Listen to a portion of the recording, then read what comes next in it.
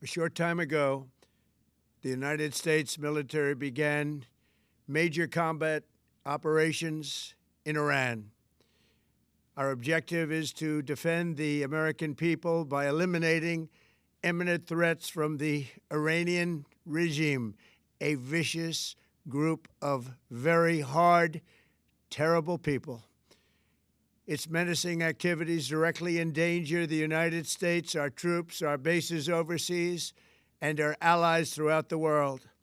For 47 years, the Iranian regime has chanted death to America and waged an unending campaign of bloodshed and mass murder, targeting the United States, our troops, and the innocent people in many, many countries. Among the regime's very first acts was to back a violent takeover of the U.S. Embassy in Tehran, holding dozens of American hostages for 444 days. In 1983, Iran's proxies carried out the Marine barracks bombing in Beirut that killed 241 American military personnel. In 2000, they knew and were probably involved with the attack on the USS Cole. Many died. Iranian forces killed and maimed hundreds of American service members in Iraq. The regime's proxies have continued to launch countless attacks against American forces stationed in the Middle East in recent years, as well as U.S. naval and commercial vessels in international shipping lanes. It's been mass terror, and we're not going to put up with it any longer. From Lebanon to Yemen and Syria to Iraq, the regime has armed, trained, and funded terrorist militias that have soaked the earth with blood and guts. And it was Iran's proxy, Hamas, that launched the monstrous October 7th attacks on Israel, slaughtering more than 1,000 innocent people, including 46 Americans, while taking 12 of our citizens hostage. It was brutal, something like the world has never seen before. Iran is the world's #1 state sponsor of terror and just recently killed tens of thousands of its own citizens on the street as they protested. It has always been the policy of the United States, in particular, my administration, that this terrorist regime can never have a nuclear weapon. I'll say it again, they can never have a nuclear weapon. That is why in Operation Midnight Hammer last June, we obliterated the regime's nuclear program at Fordo, Natanz, and Isfahan. After that attack, we warned them never to resume their malicious pursuit of nuclear weapons, and we sought repeatedly to make a deal. We tried. They wanted to do it. They didn't want to do it. Again, they wanted to do it. They didn't want to do it. They didn't know what was happening. They just wanted to practice evil. But Iran refused, just as it has for decades and decades. They've rejected every opportunity to renounce their nuclear ambitions, and we can't take it anymore.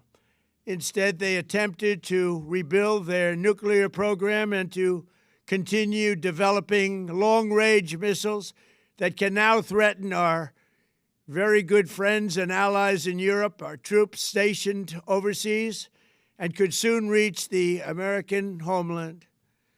Just imagine how emboldened this regime would be if they ever had and actually were armed with nuclear weapons as a means to deliver their message. For these reasons, the United States military is undertaking a massive and ongoing operation to prevent this very wicked, radical dictatorship from threatening America and our core national security interests. We are going to destroy their missiles and raise their missile industry to the ground. It will be totally, again, obliterated. We're going to annihilate their Navy. We're going to ensure that the region's terrorist proxies can no longer destabilize the region or the world and attack our forces and no longer use their IEDs or roadside bombs, as they are sometimes called, to so gravely wound and kill thousands and thousands of people, including many Americans. and we will ensure that Iran does not obtain a nuclear weapon. It's a very simple message. They will never have a nuclear weapon. This regime will soon learn that no one should challenge the strength and might of the United States Armed Forces. I built and rebuilt our military in my first administration, and there is no military on earth even close to its power, strength, or sophistication. My administration has taken every possible step to minimize the risk to U.S. personnel in the region. Even so, and I do not make this statement lightly, the Iranian regime seeks to kill. The lives of courageous American heroes may be lost, and we may have casualties. That often happens in war. But we're doing this not for now. We're doing this for the future, and it is a noble mission. We pray for every service member as they selflessly risk their lives to ensure that Americans and our children will never be threatened by a nuclear-armed Iran. We ask God to protect all of our heroes in harm's way, and we trust that, with His help, the men and women of the armed forces will prevail. We have the greatest in the world, and they will prevail. To the members of the Islamic Revolutionary Guard, the armed forces, and all of the police, I say tonight that you must lay down your weapons and have complete immunity, or, in the alternative, face certain death. So, lay down your arms. You will be treated fairly with total immunity, or you will face certain death.